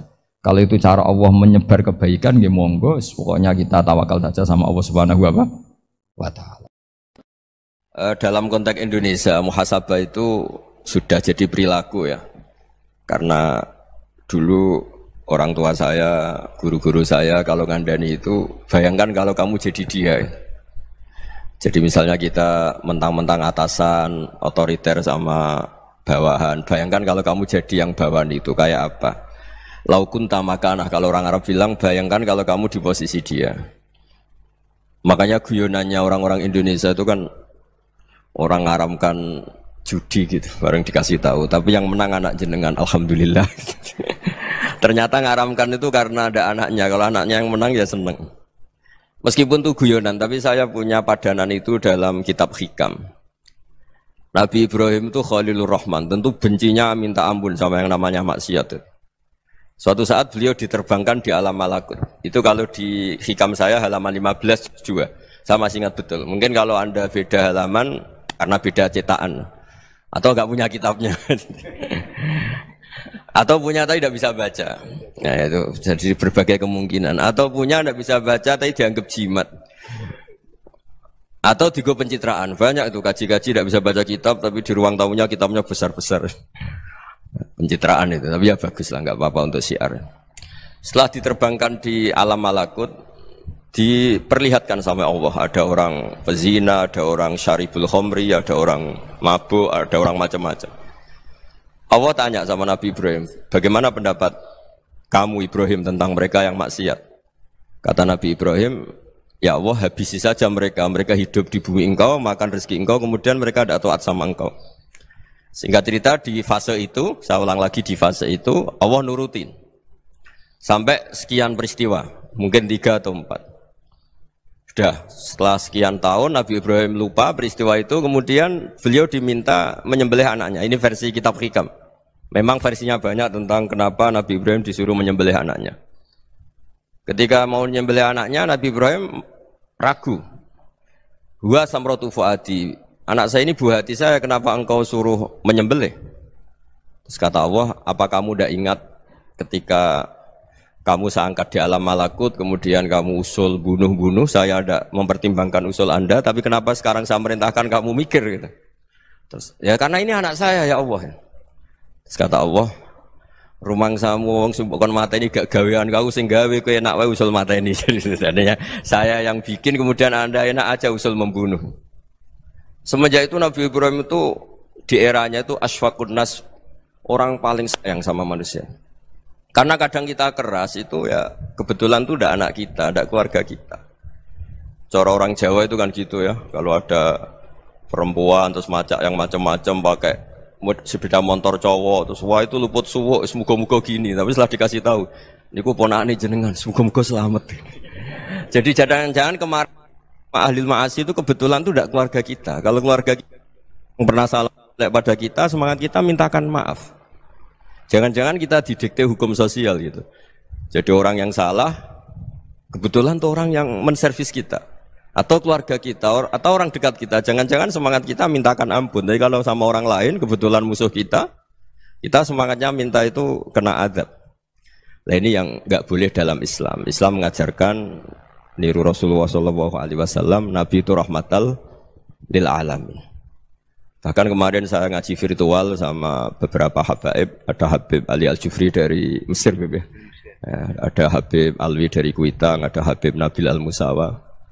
Dari sekian habaib itu saya masih ingat diantaranya yang didawuhkan rahmatan lil alamin itu ketika Nabi adahu kaumuh, disakiti oleh kaumnya, dan itu mereka masih kafir semua. Itu mereka dapat doanya Nabi Allahumma hdi qaumi fa innahum la ya'lamun. Kayak apa baiknya Nabi, orang yang menyakiti, yang melukai, tapi Nabi masih berdoa Allahumma hdi qaumi fa innahum la ya'lamun. Sayyidina Umar dapat doanya Nabi itu yakhina kana kafiran, ketika masih kafir didoakan Allahumma aizzal Islam bi Umar. Itu ketika masih kafir. Itu pelajaran bagi kita bahwa yang sedang tidak cocok pun itu berdapat doa kita. Ya doa supaya kondisi kita baik, hari tambah baik. Karena agama ini saya berkali-kali bilang limangka nayarjuwa hawal yaumal akhir. Agama ini diperuntukkan bagi yang selalu punya harapan pada Allah Subhanahu wa taala. Saya cerita muhasabah ini tentang hubungan kita dengan Allah. Di Indonesia itu banyak orang fasik, banyak orang nakal. Ya di mana-mana orang nakal itu ya mayoritas wa aksaruhum fasikun. Tapi berkahnya harapan. Mungkin saya kira nakal sok benda, mungkin saya kira sholat sok ben sholat, mungkin sekarang belum sakhok, belum dermawan, suatu saat dermawan. Barokahnya itu kefasikan ini dianggap sementara, sedang fasik, sedang tidak benar. Karena kiai-kiai kita, para guru-guru kita, para habaib utamanya itu mesti bilang semoga husnul khotimah. Nah barokahnya doa itu semoga husnul khotimah itu menjadikan satu pola sosial. Yang sedang fasik ini masih diharapkan jadi lebih baik, jadi lebih. Sehingga kita tidak ngambil sikap ekstrim, ya ingin menghabisi atau ingin mengadili, tidak. Karena selalu kita punya harapan. Dan agama ini limangka nerjuwa hawal yaumil akhir. Bayangkan dulu kalau yang nakal itu anak kamu. Pasti kamu nggak ingin kan langsung dapat azab, dapat apa. Padahal kita semua jadi tokoh ini abul kulli, bapak dari semuanya. Sehingga ketika Rasulullah SAW jalan-jalan kemudian melihat perempuan sedang menyalakan api. Kalau apinya mati ditiup, anaknya dijauhkan. Nanti kalau sudah jauh dari api, anaknya digendong lagi. Terus kata Rasulullah, matur ke semua sahabat, Aro'aitum anna hadih tarihatan waladaha alan nar. Apa kamu berpendapat bahwa perempuan ini akan melemparkan anaknya ke neraka? Tidak ya Rasulullah. Tidak akan seorang ibu melemparkan anaknya ke api. Terus kata Rasulullah, Allahu arhamu min hadih biwaladiha. Allah lebih rahman, lebih rahim dibanding orang tua ini kepada anaknya. Ini yang harus kita kenalkan terus, kita kampanyakan terus. Supaya orang hubungannya dengan Allah itu nyaman, asik. Sehingga dengan demikian selalu ada harapan bahwa yang sedang nakal ini suatu saat tobat. Kita tidak boleh menghukumi pasti begini, pasti gini. Itu tidak wilayah kita. Itu juga yang dicontohkan Rasulullah SAW. Secara lahir Nabi itu nggak berkenan sama Wahsy. Karena Wahsy itu salahnya salah fatal. Karena membunuh ahabban nasi ila Rasulillah. Yaitu membunuh Sayyid Hamzah. Jadi ketika Wahsy tobat, Nabi itu nerima tobatnya. Dan ketika beliau dengan basariyahnya agak siap ketemu Wahsy karena harus ingat Sayyid Hamzah, basariyahnya diturutin. Oke, kamu iman, saya turutin, tapi jangan sering ketemu saya. Karena kalau ketemu kamu, saya masih ingat sama paman saya, Sayyid Hamzah. Kita bisa ngelola seperti itu. Kita tidak cocok sama orang, bagaimanapun mereka umat Rasulullah SAW, kita tetap mencintai mereka. Misalnya kalau beda agama, mereka sama-sama orang Indonesia, kita mencintai mereka atas nama warga Indonesia.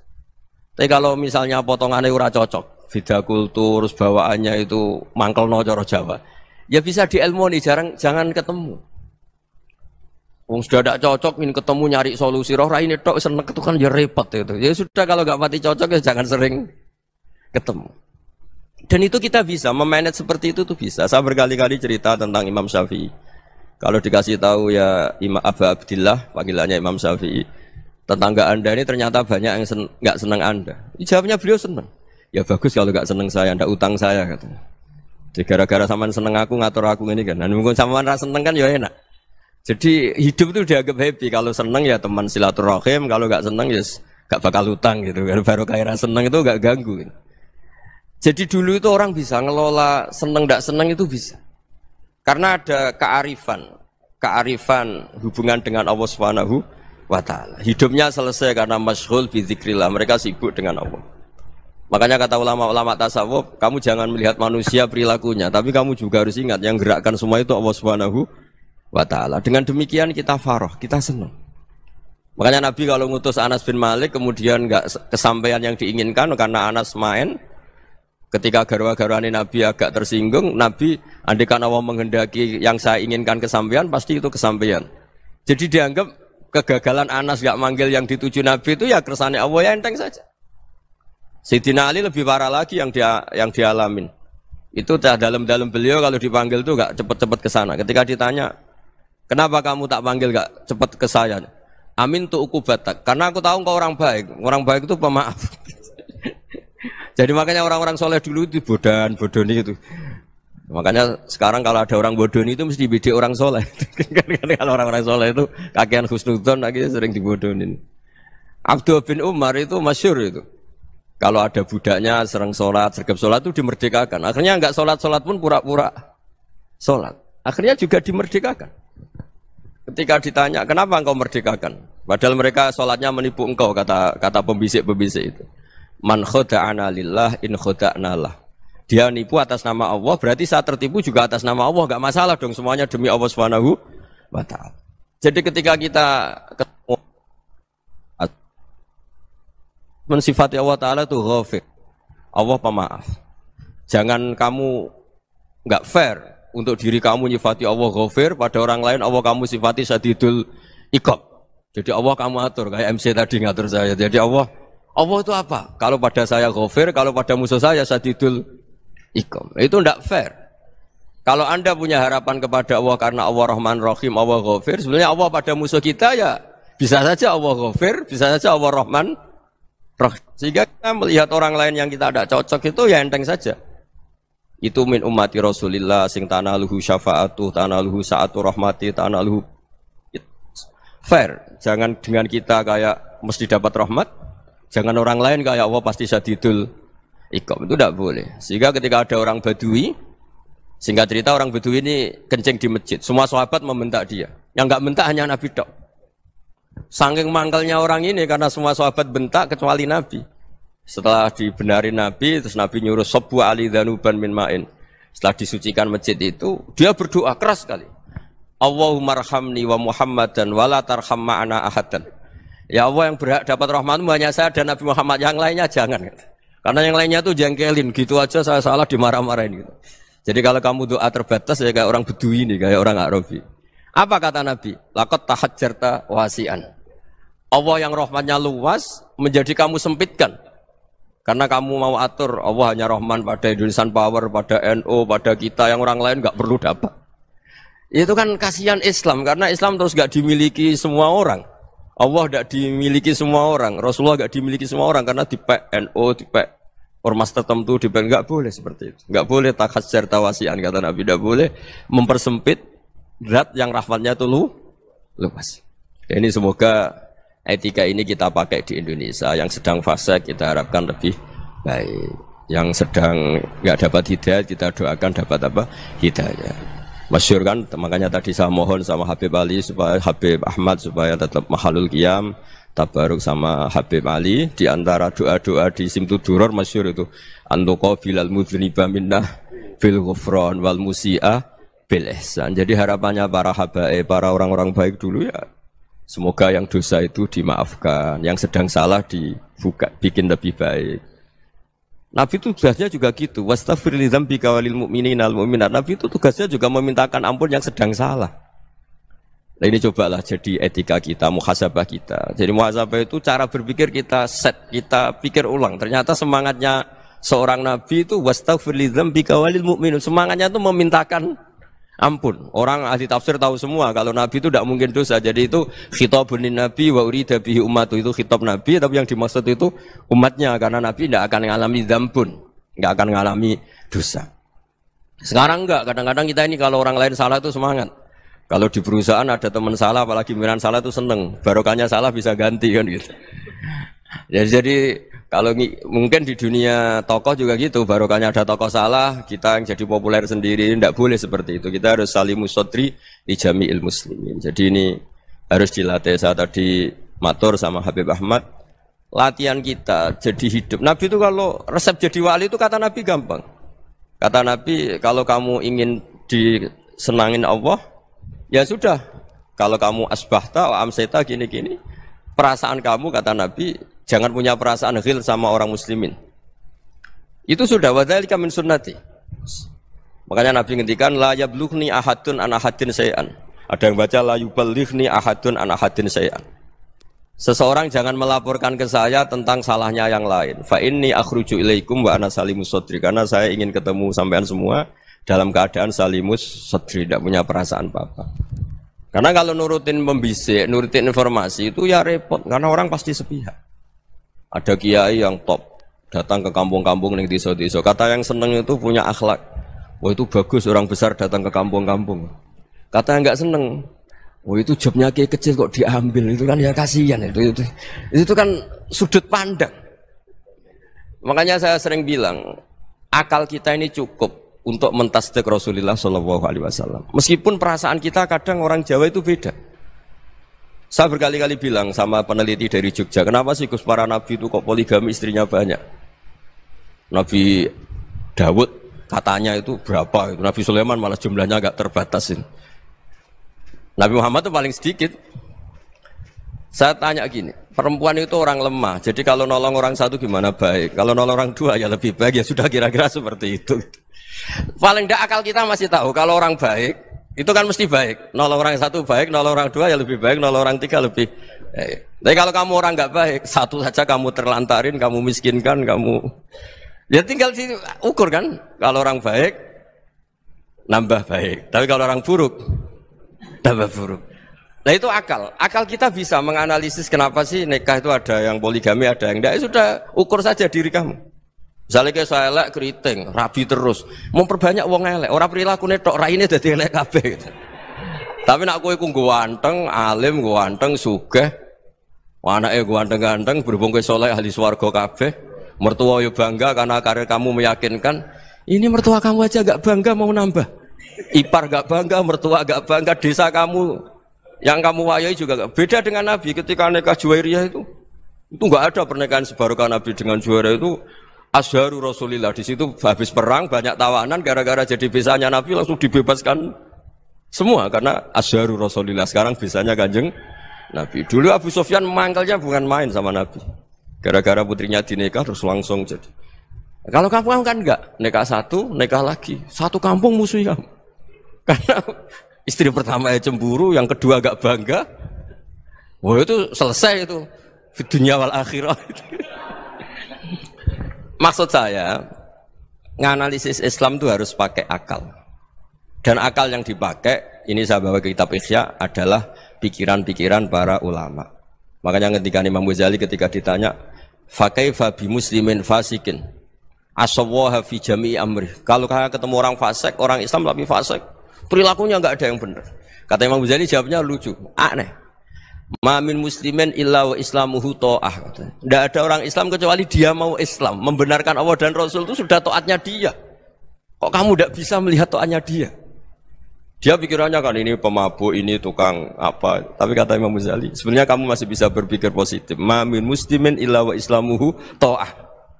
Tidak ada seseorang Islam ketika dia milih Islam itu pasti ada taatnya, yaitu tasdik pada Allah dan tasdik kepada Rasulullah sallallahu alaihi wasallam.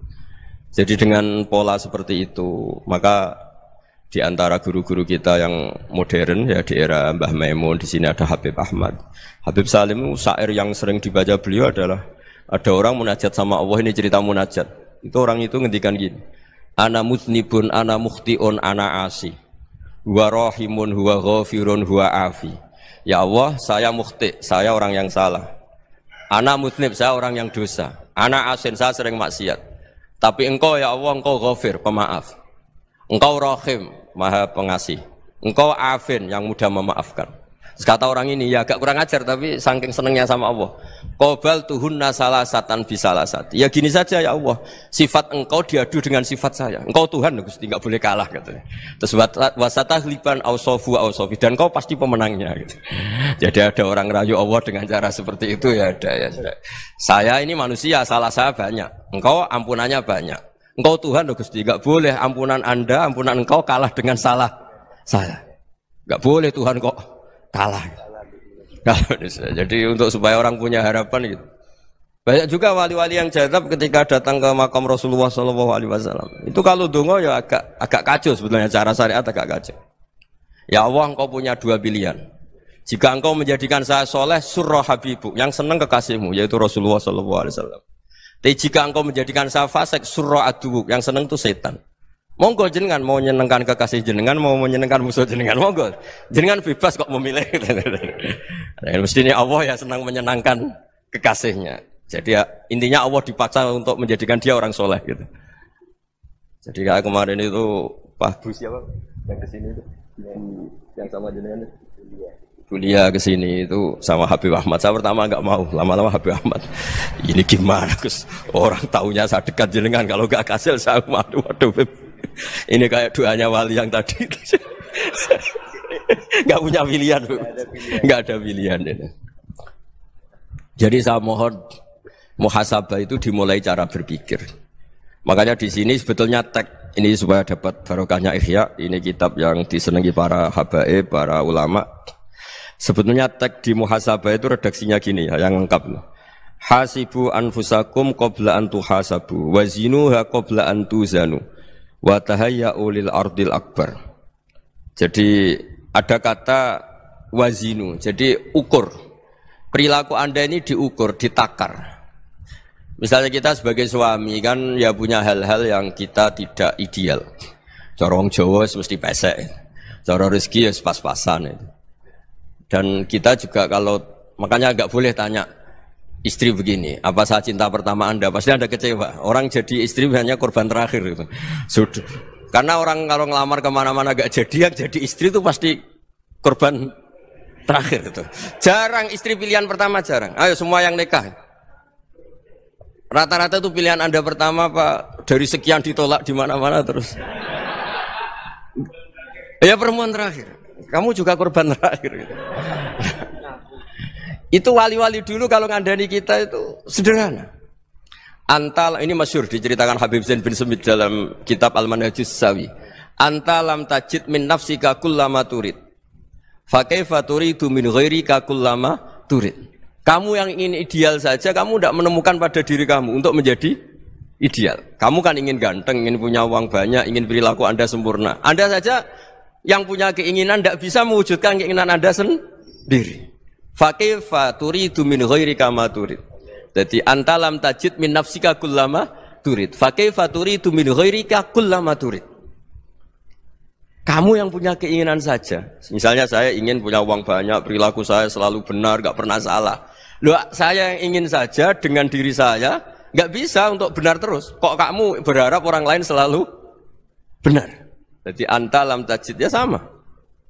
Kalau kamu menuntut istri kamu itu ramah, neriman, apa kamu neriman sama wajah istri Anda gitu? Engkau ya pola neng dindi jajaki sana jajaki sini, kamu sendiri tidak kona apa. Jadi itu nasihat yang luar biasa. Anta lam tajid min nafsika kullama turid, fa kaifa turidu min ghairika kullama turid. Kamu mau menghormati semua orang, tidak mau kan? Kemudian Anda berharap semua orang menghormati kamu.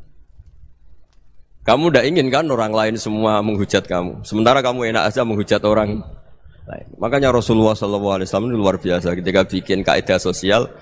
Apa la yu'minu ahadukum hatta yuhibba li akhihi ma yuhibbu li nafsihi. Jadi kalau ukuran iman itu sederhana. Kalau sesuatu itu baik, nyaman bagi Anda ya bayangkan itu pada teman Anda. Misalnya Anda bangun tidur sudah acak-acakan, enggak punya uang, utang jatuh tempo, kan enggak ingin ketemu orang. Ya kamu jangan bertamu ke jenis ini karena dengan kamu yang alami juga gak siap ketemu orang. Makanya ada Habib Alim itu dilapuri sama seseorang. Beb, dulu teman saya itu ketika saya kaya itu sering main ke saya. Setelah saya miskin, mereka tidak main ke saya. Kata Habib itu bagus, sunau begitu itu bagus. Coba kalau kamu dulu kaya, teman kamu main kan kamu gaya. Di rumah ada makanan, bisa hormat tamu. Setelah kamu miskin jadi buruh manol di pasar atau buruh bikin boto, teman kamu datang, malu enggak kamu? Mendingan enggak datang gitu. Akhirnya baru, oh ya alhamdulillah kalau gitu. Lu ya kan dulu teman kita datang, kita ada Alphard, istri cantik, rumah bagus. Lah kita miskin, buruhnya orang pas dibentak-bentak, teman kamu udah datang. Milih datang kamu enggak kalau setelah kamu jatuh? Enggak kan? Jadi barokahnya ilmu itu terus. Ya, tapi kadang-kadang orang tuh, wah setelah saya miskin teman-teman enggak kasih ke sini. Ya kalau kamu sudah jatuh, teman-teman kamu di situ jadi tontonan. Ya mulai sekarang cara berpikir itu dirubah. Dulu yang namanya kiai itu kalau diundang orang itu ya agak-agak senang. Semenjak saya itu agak rubah. Ngundang kiai, ngatur kiai itu tak haram-haramkan ya ada lumayan lah sekarang itu sudah mulai agak beretika. Dulu itu ngundang tuh tanggalnya ditentukan, jamnya ditentukan. Enggak mikir apa kiai saat itu nganggur, enggak. Punya wadifah, enggak. Dia milih tanggal yang dia nganggur, enggak mikir masa itu kiainya nganggur apa. Enggak. Ya saya hanya cerita aja, kamu tersinggung ya monggo, boten nggih monggo itu kan.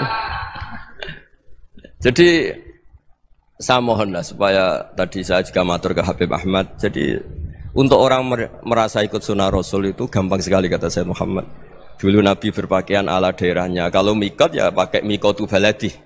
Karena Nabi orang Madinah dan beliau berdomisili di Madinah ya misalnya mikotnya dari Bir Ali misalnya. Tapi kalau Anda orang kawasan Tanim mau umrah ya dari Tanim. Misalnya kawasan Jirona ya dari Jirona. Artinya apa? Kamu ngambil mikot karena Nabi mikot misalnya dari Bir Ali, bukan berarti kamu harus seperti Nabi di Bir Ali, kamu orang Mekah, misalnya kamu orang Tanim, orang dia harus dari mikot itu apa? Baladi. Sama, makanya di fikih-fikih itu kalau teknik anak, Nabi orang Arab, halawiyatnya kurma ya kurma. Kalau orang Jawa sedegan, semua podo-podo. Ya, podo-podo manis. Jadi ini tabaruk sama Sayyid Muhammad, ini ada murid beliau, Habib Ahmad, saya baca. Supaya orang itu merasa ikut Nabi itu gampang sekali. Ini saya baca ya di halaman tadi disaksikan Habib Ahmad 433 di kitab apa begini? Manhajus Salaf fi Fahmin Nusus. Itu kata Sayyid Muhammad, wa kanat sunnatu Rasulillah annahu yat'amu ma yajiduhu fi ardi wa yalbasu ma yajidu wa yarkabu ma yajidu mimma abahu wa ta'ala. Faman istamala ma yajidu fi ardi fa huwa al-muttabi' lis-sunnah.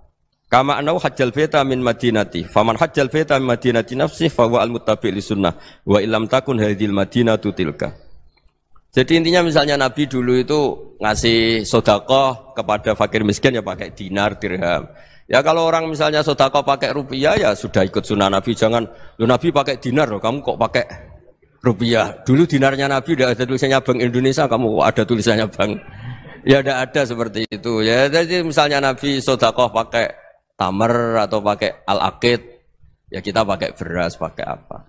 Supaya orang tuh bahwa Rasulullah itu milik kafatal linnas, milik semuanya. Sehingga merasa ikut sunnah Nabi itu ya semuanya. Makanya dulu Mbah Mun kalau motivasi saya supaya bombong, kalau orang Jawa bilang bombong. Wong Jawa itu mesti ono wong alim. Beliau menyontohkan mas itu Mbah Fadol, Senori, Mbah Ihsan Jambes. Itu bisa ngarang-ngarang kitab luar biasa. Padahal beliau bukan orang Arab. Imam Sibawai itu orang Persia. Imam Ghazali orang Tus itu juga ikut Persia. Kata Imam Mun, wong sing ora Arab lah mesti untuk jatah alim kata beliau. Karena Nabi itu diutus kafatal linnas. Nah ini kalau orang yang alim itu Arab tok, berarti tidak ada perwakilan dari Afrika, dari Asia Tenggara, dari mana-mana. Makanya karena Nabi statusnya itu kafatal linnas. Jadi kita harus bangga sebagai Muslim, sebagai orang Indonesia karena misalnya Wali Kutub dulu terkenalnya hanya ada di Yaman, di mana. Ternyata pernah ada juga di Indonesia dan seperti Habib Abu Bakar Segaf Gresik. Jadi ya artinya kan tetap orang Indonesia meskipun beliau dzurriyyah Rasul kan ya sudah orang apa? Orang Indonesia. Dzurriyyahnya Habib Ali Simtuduror sekarang di Solo. Jadi Indonesia juga dapat alawin banyak dari Sadatinal Alawin juga banyak. Jadi saya mohon barokahnya ngaji seperti ini. Melihat orang lain tuh gampang, bayangkan tuh kalau anak kamu. Makanya Nabi nanti kalau nggak percaya lihat di Hikam nomor 15 di kitab saya itu. Di situ dijelaskan oleh Hikam, jangan-jangan semangat Anda pada orang yang maksiat, pada orang yang keliru supaya dihukum itu karena kebetulan itu udah anak Anda, itu udah keluarga Anda. Coba kalau itu keluarga Anda. Makanya kalau saya guyonan di Jogja itu ada pembantu mecahkan piring terus dimarahi majikannya, saya mesti guyon gitu. Pasti itu pembantunya tidak cantik. Kok bisa Gus? Andai kan cantik dan kamu senang mecahno piring satu, piring 1000 ora iso ngamuk. Ternyata ngamuknya itu karena mecahkan piring apa karena plus tidak cantik? Coba jawab para lelaki ini. Kamu marah sama orang maksiat itu karena maksiat karena plus itu udah anak Anda. Bayangkan kalau itu anak Anda. Itu hebatnya Rasulullah SAW. Karena kita yang salah pun kadung umatnya, Nabi tetap ngasih fasilitas syafaati li ahlil kabair min ummati. Kayak apa baiknya Nabi? Tidak ikut maksiat tapi ikut fasilitasi ngasih syafaat. Loh kalau li ahlil ibadah kan wajar. Nabi ketika ini syafaati li ahlil kabair min ummati. Ya karena tadi logika yang dibangun Rasulullah itu logika yang luar biasa. Kita semangat orang lain kena hukuman itu karena kita tidak punya ra'fah, tidak punya rahmah. Coba kalau Rasulullah yang bil mu'minina ra'ufur rahim, semangatnya itu mendoakan supaya tobat, mendoakan diampuni. Dan itu juga yang diperintahkan oleh Allah Subhanahu wa taala, wastaghfir li dzambika walil mu'minina wal mu'minat. Ya semoga barokahnya ngaji ini, barokahnya Habib Ahmad, barokahnya Maulid Simtud Duror, barokahnya semua kitab madaih tiba berjanji semuanya, barokahnya Ikhya, barokahnya Said Muhammad, barokahnya guru kita semua, Mbah Maimun, bapak saya. Kita ini ngikuti manhaj, ya, ngikuti apa? Manhaj. Saya sering didhawuhi Mbah Mun, kenapa ihdinas siratal mustaqim bukan siratoka? Bukan jalan engkau ya Allah. Karena Allah itu enggak bisa kamu tiru. Allah itu tidak tidur, tidak makan, tidak kesel, tidak capek. Yang bisa ditiru itu siratal ladzina an'amta alaihim. Yang bisa ditiru manusia ya niru manusia. Karena Allah itu tidak bisa ditiru, makanya ihdinas siratal mustaqim siratal ladzina. Dan niru siapa? Niru guru-guru kita. Termasuk niru cara pandang. Jadi misalnya ada orang awam di rumah itu hanya delok reng, delok tikus liwat, itu kan kayak nganggur. Ora tahajud malah mendelok reng. Melihatnya jangan gitu. Huwa tarokal ma'asiyah. Dia di rumahnya tidak dugem, tidak kemana-mana. Dia berarti malam itu tarkul ma'asi. Tidak nyopet, tidak garong, tidak ke tempat maksiat. Susahnya apa sih husnudzon? Jadi jangan lihat huwa tarkut tahajud, huwa tarokat tahajud, wa taroka qiyamal lail. Oke ya, namanya orang begitu ya tidak tahajud, tidak qiyamul lail. Tapi susahnya apa sih kamu bilang huwa tarokal ma'asiyah? Dia juga meninggalkan maksiat dan tarkul maksiat itu ibadah. Supaya orang tuh gampang lah husnudzon sama orang muslim. Ini orang mukmin, orang yang luar biasa. Di mata Allah itu orang yang luar biasa. Kayak tadi Imam Ghazali, kalau saya ketemu orang muslim kemudian dia tidak pernah baik, gimana? Kata Imam Ghazali, ma min muslimin illa wa islamuhu ta'ah. Tidak ada orang Islam ketika dia mentasdihkan Allah dan Rasulullah, berarti dia juga punya taat. Ya ini latihan saja, sing iso nglakoni Habib Ahmad kula namung cerita mawon.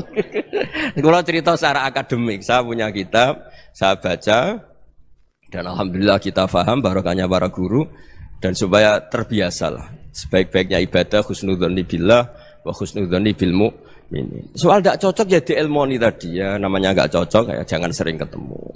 Seperti Rasulullah SAW, beliau karena sangat mencintai Said Hamzah, ketemu orang yang pernah begitu sama Said Hamzah ya beliau secara basyariah tidak siap.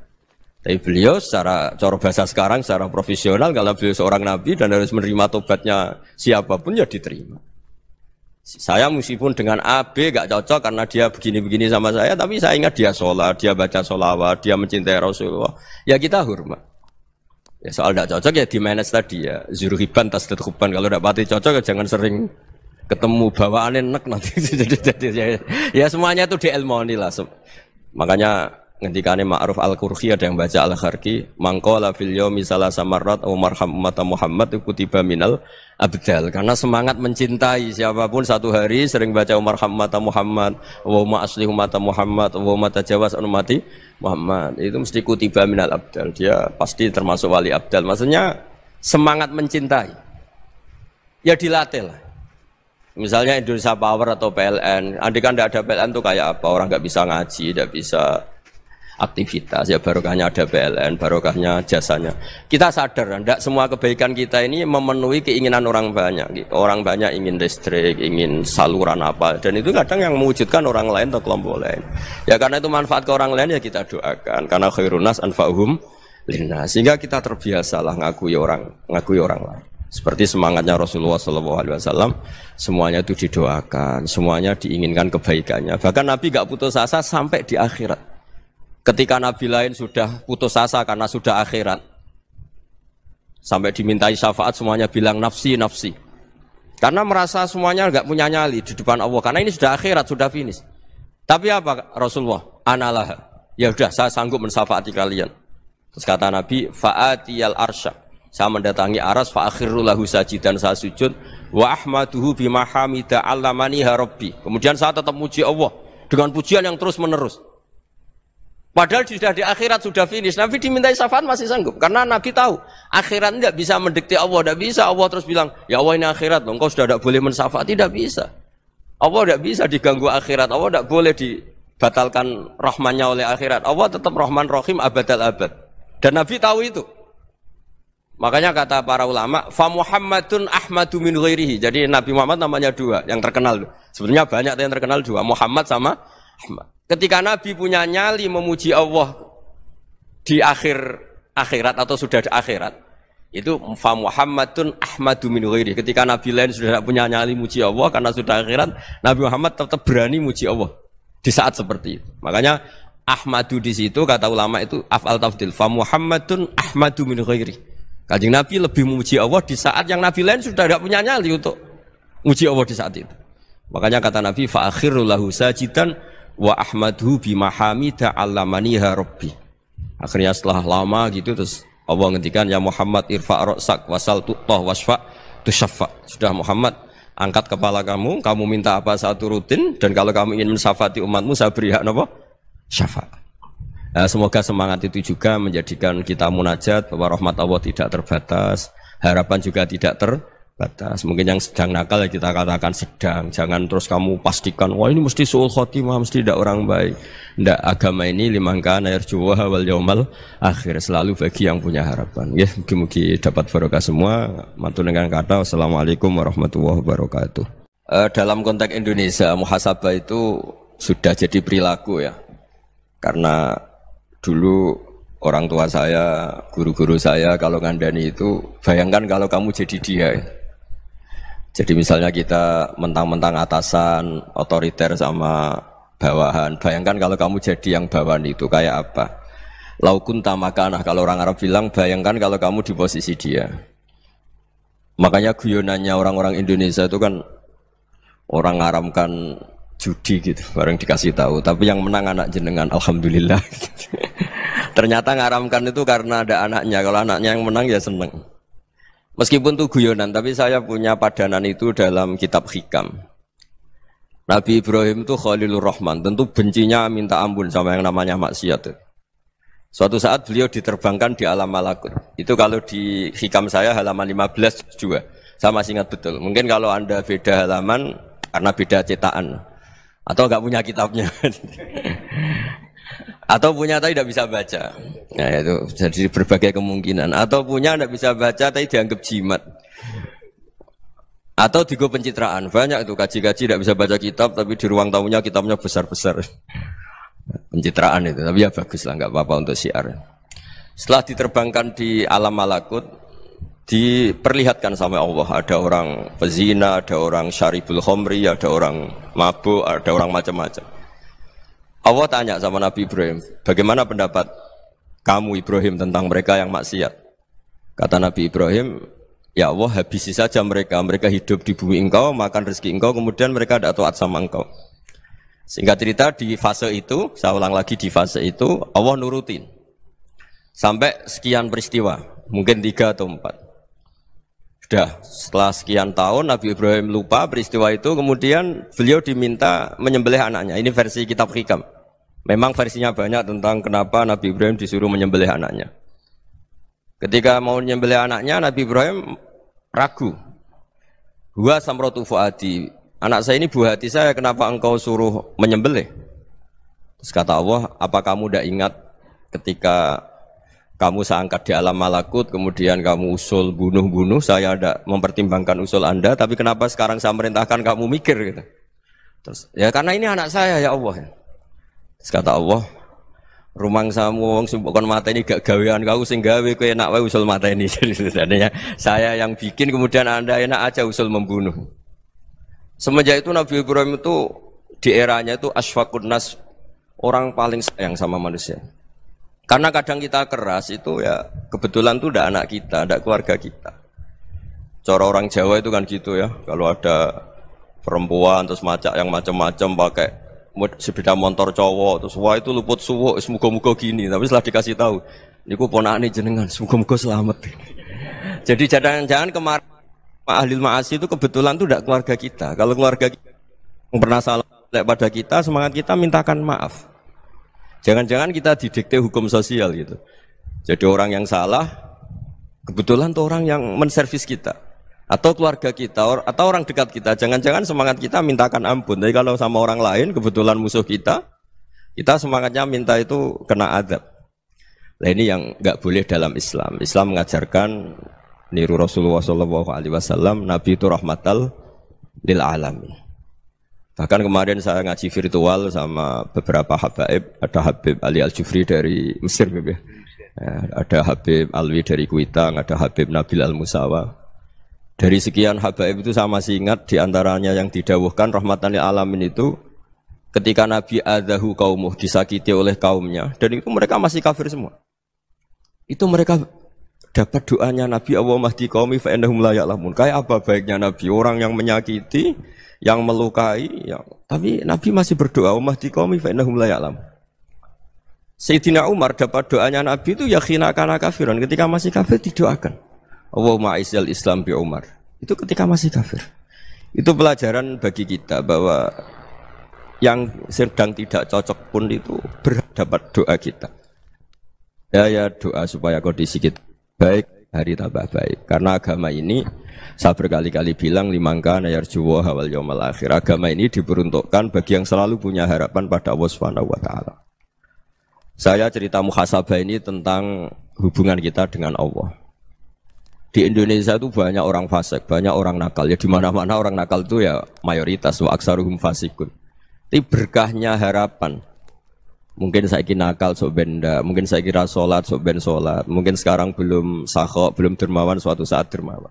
Barokahnya itu kefasikan ini dianggap sementara, sedang fasik, sedang tidak benar. Karena kiai-kiai kita, para guru-guru kita, para habaib utamanya itu mesti bilang semoga husnul khotimah.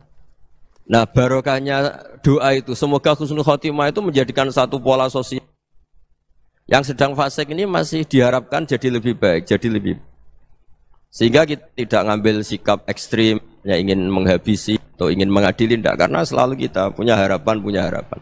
Dan agama ini limangka nerjuwo hawal yaumal akhir. Bayangkan itu kalau yang nakal itu anak kamu. Pasti kamu nggak ingin kan langsung dapat azab, dapat apa. Padahal kita semua jadi tokoh ini abul kulli, bapak dari semuanya. Sehingga ketika Rasulullah SAW jalan-jalan kemudian melihat perempuan sedang menyalakan api. Kalau apinya mati ditiup, anaknya dijauhkan. Nanti kalau sudah jauh dari api, anaknya digendong lagi.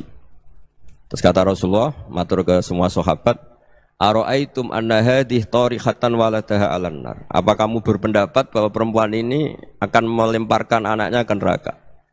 Tidak ya Rasulullah. Tidak akan seorang ibu melemparkan anaknya ke api.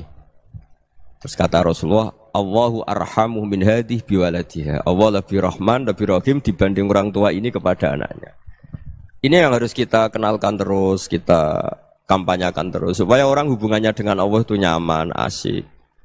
Sehingga dengan demikian selalu ada harapan bahwa yang sedang nakal ini suatu saat tobat. Kita tidak boleh menghukumi pasti begini, pasti gini. Itu tidak wilayah kita. Itu juga yang dicontohkan Rasulullah SAW.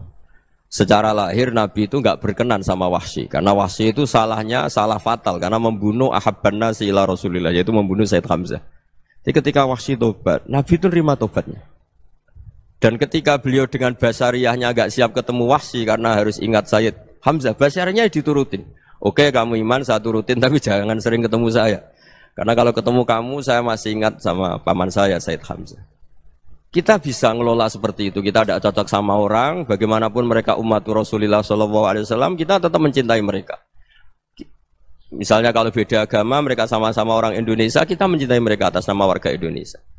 Tapi kalau misalnya potongannya ora cocok, beda kultur, bawaannya itu mangkelno cara Jawa, ya bisa diilmoni, jangan ketemu. Wong sudah tidak cocok, ingin ketemu nyari solusi. Roh ini tok seneng itu kan ya repot itu. Ya sudah kalau nggak pati cocok ya jangan sering ketemu. Dan itu kita bisa memanage seperti itu tuh bisa. Saya berkali-kali cerita tentang Imam Syafi'i. Kalau dikasih tahu ya Imam Aba Abdillah, panggilannya Imam Syafi'i, tetangga anda ini ternyata banyak yang nggak senang anda. Jawabnya beliau senang. Ya bagus kalau nggak senang saya, ndak utang saya katanya. Jadi gara-gara sampean seneng aku ngatur aku ini kan. Dan mungkin sampean rasa seneng kan ya enak. Jadi hidup itu dianggap happy. Kalau seneng ya teman silaturahim, kalau nggak seneng ya nggak bakal utang gitu. Baru kayak seneng itu nggak ganggu. Gitu. Jadi dulu itu orang bisa ngelola seneng nggak seneng itu bisa. Karena ada kearifan hubungan dengan Allah Subhanahu wa Ta'ala. Hidupnya selesai karena masyghul bi dzikrillah. Mereka sibuk dengan Allah. Makanya kata ulama-ulama tasawuf, kamu jangan melihat manusia perilakunya, tapi kamu juga harus ingat yang gerakkan semua itu Allah Subhanahu wa Ta'ala. Dengan demikian kita farah, kita senang. Makanya Nabi kalau ngutus Anas bin Malik kemudian nggak kesampaian yang diinginkan karena Anas main, ketika garwa-garwani Nabi agak tersinggung, Nabi andikan Allah menghendaki yang saya inginkan kesampaian, pasti itu kesampaian. Jadi dianggap kegagalan Anas nggak manggil yang dituju Nabi itu ya kersane Allah, ya enteng saja. Sayyidina Ali lebih parah lagi yang dialamin. Itu dalam beliau kalau dipanggil itu nggak cepet-cepet ke sana. Ketika ditanya, kenapa kamu tak panggil gak cepat ke saya? Amin tu ukubatak. Karena aku tahu engkau orang baik. Orang baik itu pemaaf. Jadi makanya orang-orang soleh dulu itu bodoni itu. Makanya sekarang kalau ada orang bodoni itu mesti bidik orang soleh. Kalau orang-orang soleh itu kakean husnudzon akhirnya sering dibodonin. Abdul bin Umar itu masyhur itu. Kalau ada budaknya sering sholat, sergap sholat itu dimerdekakan. Akhirnya enggak sholat pun pura-pura sholat. Akhirnya juga dimerdekakan. Ketika ditanya, kenapa engkau merdekakan? Padahal mereka sholatnya menipu engkau, kata pembisik-pembisik itu. Man khoda'ana lillah in khoda'na lah. Dia nipu atas nama Allah, berarti saat tertipu juga atas nama Allah. Gak masalah dong, semuanya demi Allah Subhanahu wa Ta'ala. Jadi ketika kita ketemu mensifati Allah Ta'ala itu ghafir. Allah pemaaf.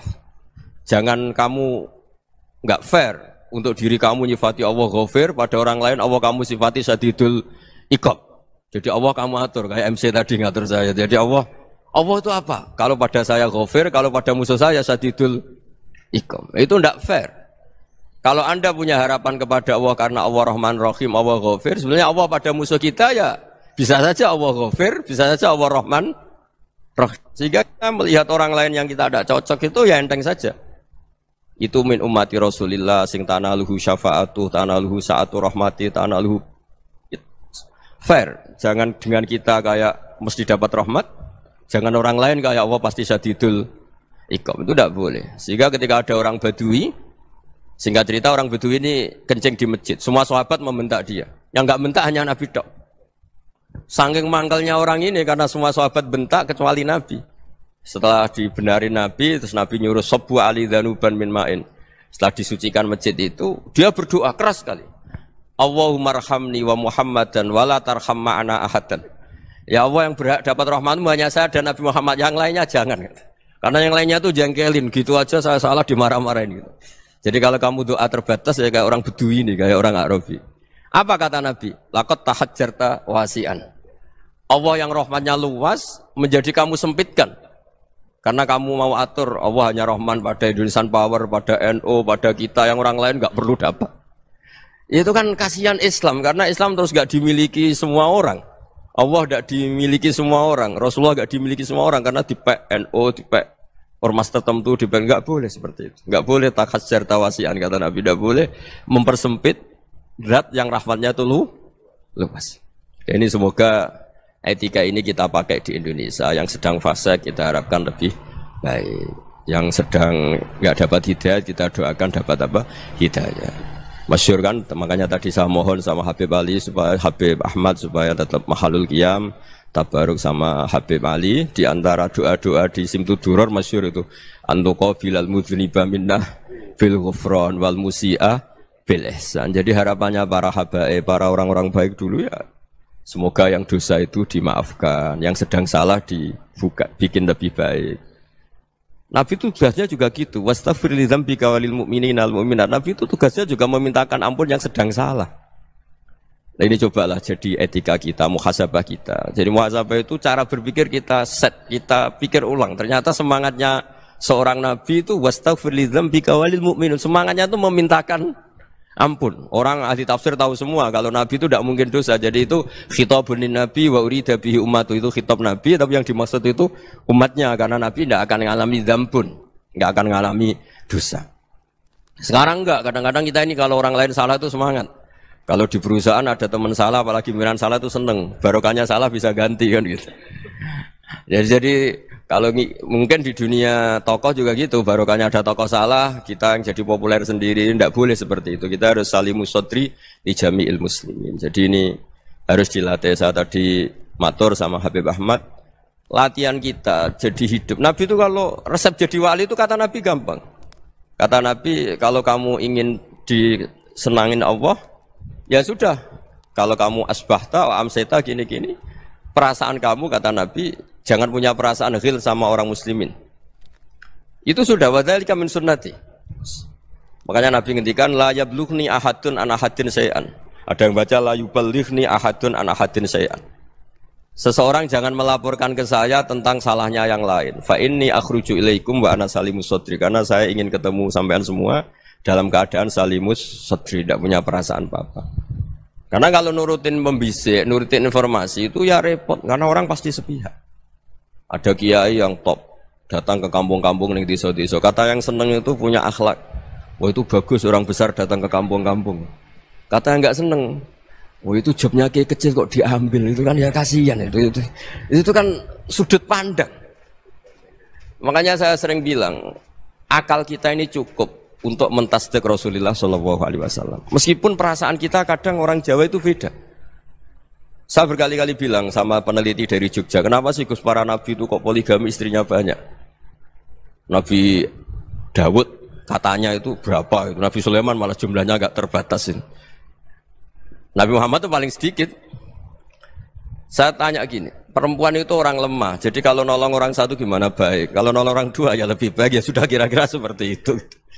Paling tidak akal kita masih tahu kalau orang baik itu kan mesti baik. Nolong orang satu baik, nolong orang dua ya lebih baik, nolong orang tiga lebih baik. Tapi kalau kamu orang nggak baik, satu saja kamu terlantarin, kamu miskinkan, kamu ya tinggal diukur kan. Kalau orang baik nambah baik, tapi kalau orang buruk tambah buruk. Nah itu akal. Akal kita bisa menganalisis kenapa sih nikah itu ada yang poligami, ada yang enggak. Sudah ukur saja diri kamu. Misalnya kayak saya elek keriting, rabi terus, memperbanyak wong elek, orang perilaku netok, raine dadi elek kabeh gitu. Tapi nak kowe ku ganteng, alim, ganteng, sugih, anake ganteng-ganteng, berhubung kowe saleh ahli swarga kabeh, mertua yo bangga karena karir kamu meyakinkan. Ini mertua kamu aja gak bangga mau nambah. Ipar gak bangga, mertua gak bangga, desa kamu yang kamu wayai juga gak. Beda dengan Nabi ketika nikah Juwairiyah itu gak ada pernikahan sebarokah Nabi dengan Juwairiyah itu.